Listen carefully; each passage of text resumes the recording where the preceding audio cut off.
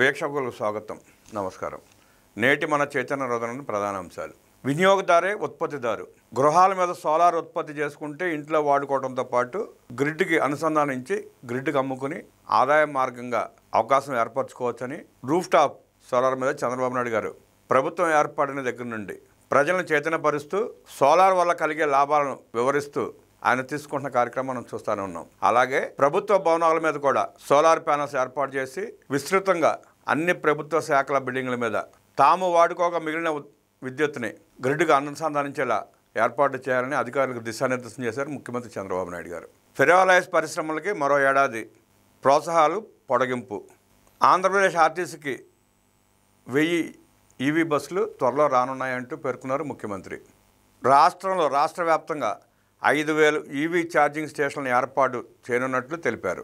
Energy రంగంలో చేసుకున్న ఏవైతే ఒప్పందాలు ఉన్నాయో అవి 60 రోజుల కార్యరూపం దాల్చేలా చూడాలని స్పష్టం చేశారు ముఖ్యమంత్రి.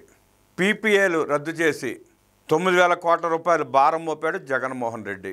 చేసుకున్న ఒప్పందాలను రద్దు చేసుకున్నందువల్ల ఆ సంస్థలకి ఆంధ్రప్రదేశ్ రాష్ట్ర ప్రభుత్వం 9000 కోట్ల రూపాయలు పెనాల్టీ కట్టాల్సి వచ్చింది. అది జగన్మోహన్ రెడ్డి నిర్వాకం. పరిశ్రమలు తీసుకొచ్చే దిశగా ఆలోచన చేయకపోగా తమకు వాటాలు ఇవ్వని కంపెనీలని, తమకు లంచాలు ఇవ్వని కంపెనీలని వేధించి హింసించి ఆఖరికి ఆ ఒప్పందాలు రద్దు చేసుకున్న ఫలితంగా ఆంధ్రప్రదేశ్ ప్రభుత్వం రాష్ట్ర ఖజానా నుంచి ఆ సంస్థలకు 9000 కోట్ల రూపాయలు పెనాల్టీ కట్టాల్సి వచ్చింది. అంతటి దుర్మార్గపు పాలన చేశాడు జగన్మోహన్ రెడ్డి. పీపీపీ కింద మెడికల్ కాలేజీల నిర్వహణని ప్రభుత్వ సంస్థలతో భాగస్వామ్య పద్ధతిలో చేసుకునే ప్రయత్నం చేస్తూ ఉంటే దానికి అరిసి గీపెట్టి గగ్గోలు చేస్తున్నాడు. ఈ 9000 కోట్ల రూపాయలు ఉంటే ఆ కాలేజీలు కట్టిన పరిస్థితి ఉండేది.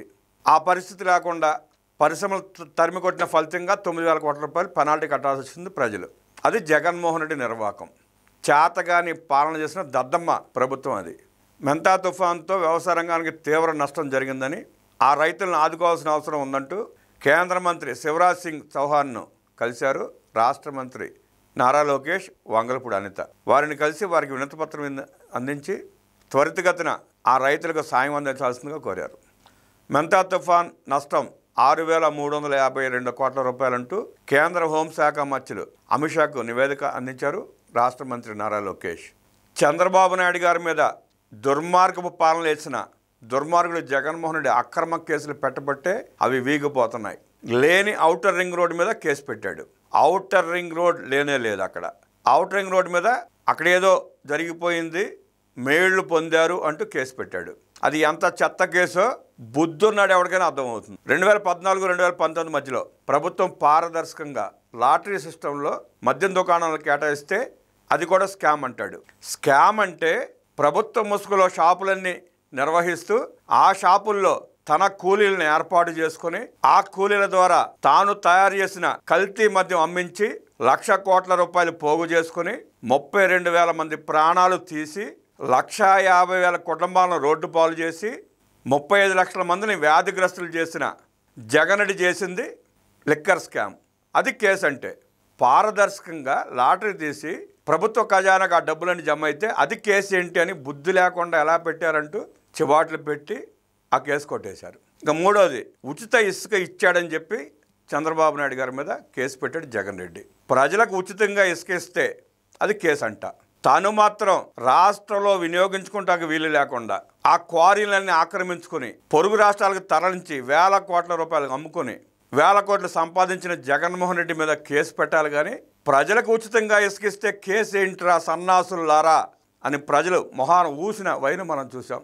ఇలాంటి నేలబారు కేసులన్నీ పెట్టి తానేదో నీతిమంతుడు అన్నట్టు బిళ్ళపించుకోవడానికి అదిగో చూసారా చంద్రబాబు మీద కూడా కేసులు ఉన్నాయి, నా మీద కేసులు ఉన్నాయి, కేసులు మాఫీ సమానం అన్నట్టు ప్రజల్ని భ్రమించి నమ్మించి మోసం చేసే ప్రయత్నంలో పెట్టిన కేసులు తప్ప ఒక్కటి కూడా సరైన కేసు లేదు. చంద్రబాబు నాయుడు గారి మీద పెట్టి అక్రమ కేసులు, జగన్మోహన్ రెడ్డి మీద పెట్టి అక్రమ ఆస్తుల కేసులు, రెండింటికి చాలా తేడా ఉంది.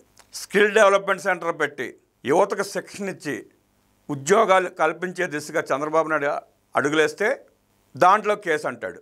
అంటే రాష్ట్రంలో చదువుకునే యువత ఉద్యోగాలుగా అల్లాడిపోతున్నారు. నైపుణ్యం పెంచి వారికి ఉద్యోగాలు కల్పించాలనే ఉద్దేశంతో ఆనాడు ఆయన స్కిల్ డెవలప్మెంట్ కార్పొరేషన్ పెట్టి 1000 మందికి శిక్షణ ఇచ్చి ఉద్యోగాలు కల్పించే దిశగా ఉద్యోగాలు కల్పిస్తే దాంట్లో కూడా అవినీతి అంటాడు.